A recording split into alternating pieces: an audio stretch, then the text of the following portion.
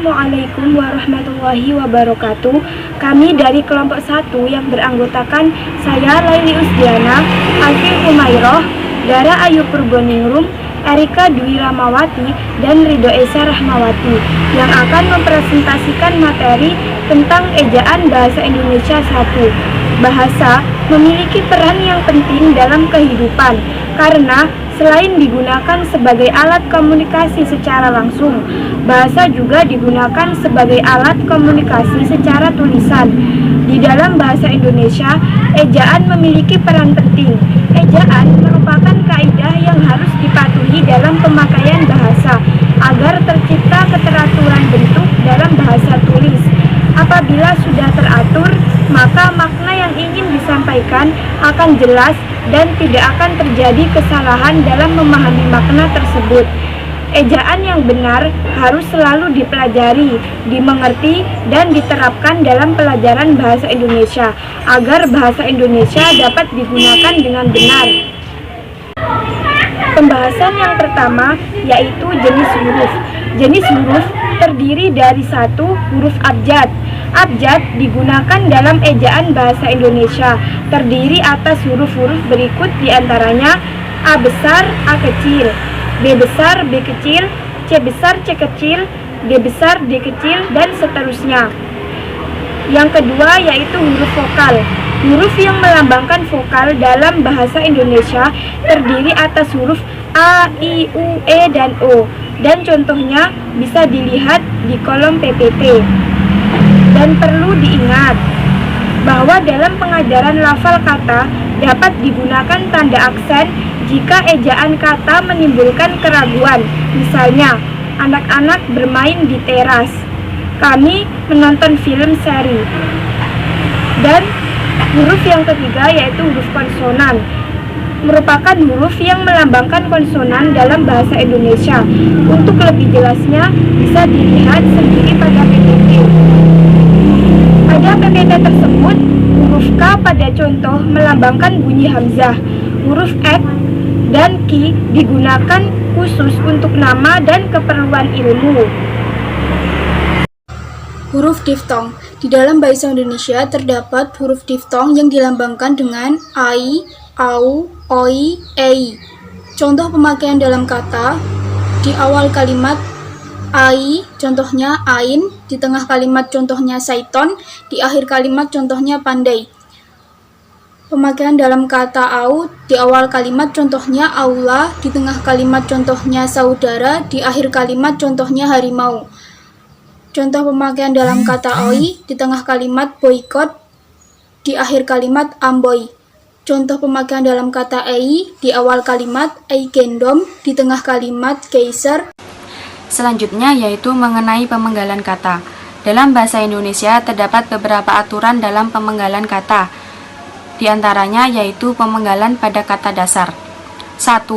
Jika di tengah kata terdapat huruf vokal yang berurutan, maka pemenggalan dilakukan di antara kedua huruf vokal tersebut. Seperti contoh pada kata buah. Dalam kata buah terdapat 2 huruf vokal yang berurutan, yaitu U dan A, sehingga pemenggalannya dilakukan di antara kedua huruf vokal tersebut, sehingga menjadi bu, A. Dan pada kata jual, pemenggalannya menjadi ju, al, dan seterusnya. Yang kedua, huruf diftong AI, AU, EI, dan OI tidak dipenggal. Jadi dalam bahasa Indonesia terdapat 4 huruf diftong, yaitu AI, AU, EI, dan OI. Dalam huruf tersebut tidak boleh adanya pemenggalan. Seperti contoh pada kata pandai. Dalam kata pandai terdapat huruf diftong AI di akhir kata, sehingga pemenggalannya menjadi pan, dai. Kemudian pada kata aula. Pada kata aula terdapat huruf diftong AU, sehingga pemenggalannya menjadi au, la. Yang ketiga, yaitu jika di tengah kata dasar terdapat huruf konsonan di antara 2 huruf vokal, maka pemenggalannya dilakukan sebelum huruf konsonan tersebut. Seperti contoh pada kata dosen. Dalam kata dosen terdapat 2 huruf vokal yang mengapit huruf konsonan, yaitu huruf S. sehingga pemenggalannya dilakukan sebelum huruf S, sehingga menjadi dosen. Dan dalam kata kelas, pemenggalannya menjadi kelas. 4. Jika di tengah kata dasar terdapat dua huruf konsonan yang berurutan, maka pemenggalannya dilakukan di antara kedua huruf konsonan tersebut. Seperti contoh pada kata mahasiswa. Dalam kata mahasiswa terdapat dua huruf konsonan yang berurutan, yaitu S dan W, sehingga pemenggalannya menjadi mahasiswa. Pemenggalannya dilakukan di antara dua huruf konsonan tersebut. Kemudian pada contoh kata April, dalam kata April terdapat dua huruf konsonan yang berurutan, yaitu P dan R, sehingga pemenggalannya dilakukan di antara huruf P dan R, sehingga menjadi April. Kemudian yang kelima, yaitu jika di tengah kata dasar terdapat tiga huruf konsonan atau lebih yang masing-masing melambangkan satu bunyi, maka pemenggalan dilakukan di antara huruf konsonan pertama dan konsonan kedua. Seperti contoh pada kata ultra. Dalam kata ultra terdapat tiga huruf konsonan yang berurutan, yaitu L, T, dan R, sehingga pemenggalannya dilakukan di antara huruf konsonan yang melambangkan satu bunyi, yaitu menjadi ultra. Kemudian pada kata instrumen, pemenggalannya menjadi instrumen. Yang kedua yaitu pemenggalan pada kata turunan. Pemenggalan kata turunan dilakukan di antara bentuk dasar dan unsur pembentuknya. Seperti contoh pada kata berjalan. Dalam kata berjalan, bentuk dasar dari kata tersebut adalah jalan, sehingga pemenggalannya dilakukan sebelum kata jalan, sehingga menjadi berjalan. Kemudian pada kata diambil, pemenggalannya menjadi diambil. Dalam pemenggalan kata turunan terdapat beberapa catatan. Yang pertama yaitu pemenggalan kata berimbuhan yang bentuk dasarnya mengalami perubahan dilakukan seperti pada kata dasar. Seperti contoh kata menutup. Kata dasar dari kata menutup adalah tutup, sehingga pemenggalannya itu dilakukan seperti dengan kata dasar, yaitu menjadi me, nu, dan tup. Kemudian lagi pada contoh kata memakai, pemenggalannya menjadi memakai. Kemudian catatan yang kedua yaitu pemenggalan kata bersisipan dilakukan seperti pada kata dasar. Seperti contoh kata gelembung. Pemenggalannya menjadi gelembung. Kemudian contoh selanjutnya yaitu kata gemuruh. Pemenggalannya menjadi gemuruh. Selanjutnya yaitu pemenggalan kata. Yang pertama, jika sebuah kata terdiri atas dua unsur atau lebih dan salah satu unsurnya itu dapat bergabung dengan unsur lain, pemenggalannya dilakukan di antara unsur-unsur itu. Setiap unsur gabungan itu dipenggal seperti pada kata dasar. Seperti contoh pada kata biografi. Dalam kata biografi terdapat dua unsur yaitu bio dan grafi, sehingga pemenggalannya dilakukan di antara unsur itu menjadi biografi. Dan setiap dua unsur itu dipenggal berdasarkan pada kata dasar, sehingga menjadi biografi. Dan contoh selanjutnya. Yang kedua, nama orang yang terdiri atas dua unsur atau lebih pada akhir baris dipenggal di antara unsur-unsurnya. Seperti contoh, lagu Indonesia Raya digubah oleh Wage Rudolf Supratman. Dan contoh yang lainnya. Yang ketiga yaitu singkatan nama diri dan gelar yang terdiri atas dua huruf atau lebih tidak dipenggal. Seperti contoh pada kalimat pujangga terakhir Keraton Surakarta bergelar R. Ningranggawarsita. Singkatan nama R. Ningranggawarsita tidak boleh dipenggal. Saya Ridho Esa Rahmawati akan melanjutkan pembahasan pemakaian huruf kapital. Yang pertama, huruf kapital dipakai sebagai huruf pertama awal kalimat. Contohnya pada kalimat apa maksudnya, maka yang dikapitalkan adalah huruf A. Kemudian yang kedua, huruf kapital dipakai sebagai huruf pertama unsur nama orang, termasuk julukan. Misalnya nama Amir Hamzah yang dikapitalkan adalah huruf A pada Amir dan H pada Hamzah. Namun dengan catatan huruf kapital tidak dipakai sebagai huruf pertama nama orang yang merupakan nama jenis atau satuan ukuran. Misalnya ikan mujair atau satuan Newton. Kemudian, huruf kapital tidak dipakai untuk menuliskan huruf pertama kata yang bermakna anak dari seperti bin, binti, fan, atau huruf pertama kata tugas. Misalnya, nama Abdul Rahman bin Zaini.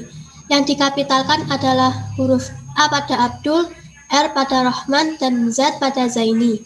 Namun tidak huruf B pada bin. Kemudian yang ketiga, huruf kapital dipakai pada awal kalimat dalam petikan langsung. Misalnya pada kalimat adik bertanya, kapan kita pulang? Maka yang dikapitalkan adalah huruf K pada kata kapan. Kemudian yang keempat, huruf kapital dipakai sebagai huruf pertama setiap kata nama agama, kitab suci, dan Tuhan, termasuk sebutan dan kata ganti untuk Tuhan. Misalnya huruf I pada Islam, huruf A pada Al-Quran, huruf K pada Kristen. Kemudian yang kelima, di sini ada dua. Yang pertama, huruf kapital dipakai sebagai huruf pertama unsur nama gelar. Contoh, gelar Raden Ajeng. Yang dikapitalkan adalah huruf R dan A. Kemudian yang kedua, huruf kapital dipakai sebagai huruf pertama unsur nama gelar yang dipakai sebagai sapaan. Misalnya selamat pagi dokter, maka kata sapaan dokter yang dikapitalkan adalah huruf D. Kemudian yang keenam, huruf kapital dipakai sebagai huruf pertama unsur nama jabatan atau pangkat yang diikuti nama orang tertentu atau yang dipakai sebagai pengganti nama orang tertentu, nama instansi atau nama tempat. Contohnya pada pangkat profesor, maka huruf P dikapitalkan. Kemudian yang ketujuh, huruf kapital dipakai sebagai huruf pertama nama bangsa, suku bangsa, dan bahasa. Misalnya, bangsa Indonesia, huruf I pada kata Indonesia dikapitalkan. Kemudian suku Dani, maka huruf D pada kata Dani dikapitalkan. Kemudian bahasa Bali, huruf B pada kata Bali dikapitalkan. Kemudian yang kedelapan, di sini juga ada dua. Huruf kapital dipakai sebagai huruf pertama nama tahun, bulan, hari, dan hari besar atau hari raya. Contoh, hari Lebaran, huruf L pada kata Lebaran dikapitalkan. Begitu juga dengan huruf N pada kata Natal. Kemudian yang kedua, huruf kapital dipakai sebagai huruf pertama unsur nama peristiwa sejarah. Contoh konferensi Asia Afrika, huruf K dan huruf A dikapitalkan.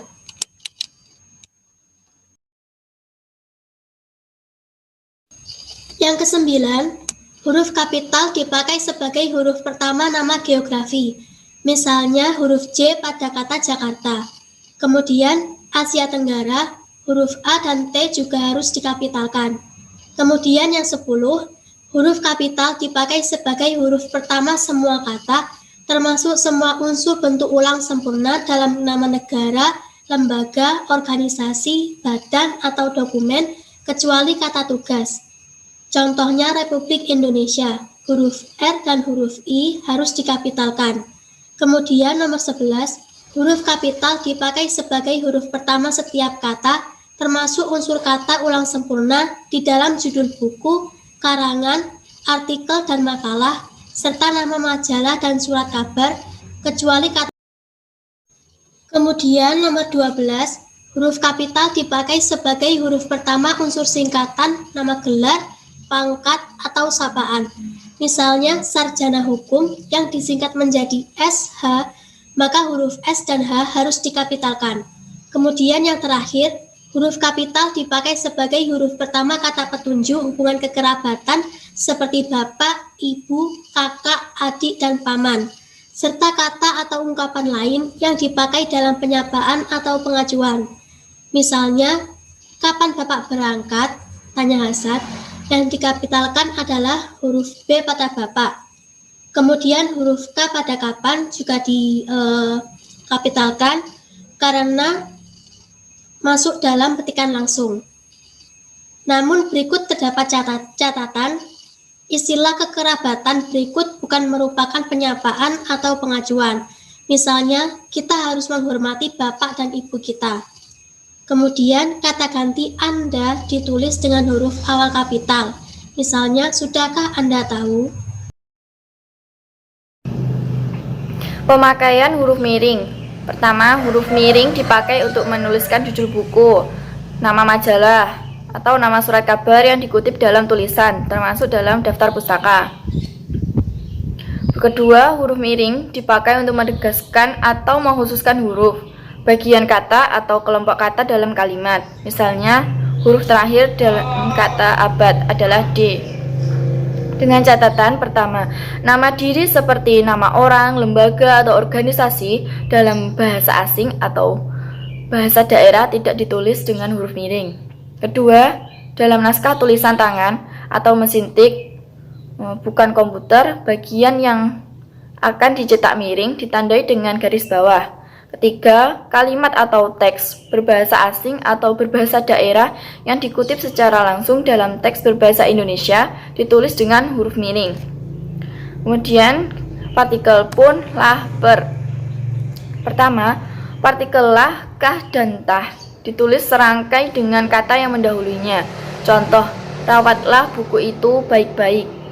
Kedua, partikel pun itu dibagi menjadi dua, yaitu yang ditulis secara serangkai dan yang ditulis secara terpisah. Yang ditulis secara serangkai contohnya, adapun penyebab kecelakaan itu belum diketahui. Kemudian partikel pun yang ditulis secara terpisah, contohnya, apapun permasalahannya, dia dapat mengatasinya secara bijaksana. Ketiga, partikel per yang berarti demi, tiap, atau mulai ditulis terpisah dari kata yang mengikutinya. Contoh, mereka masuk ke dalam ruangan ujian satu persatu. Sekian penjelasan dari kami. Kurang lebihnya mohon maaf. Jika ada pertanyaan silakan bertanya. Terima kasih. Wassalamualaikum warahmatullahi wabarakatuh.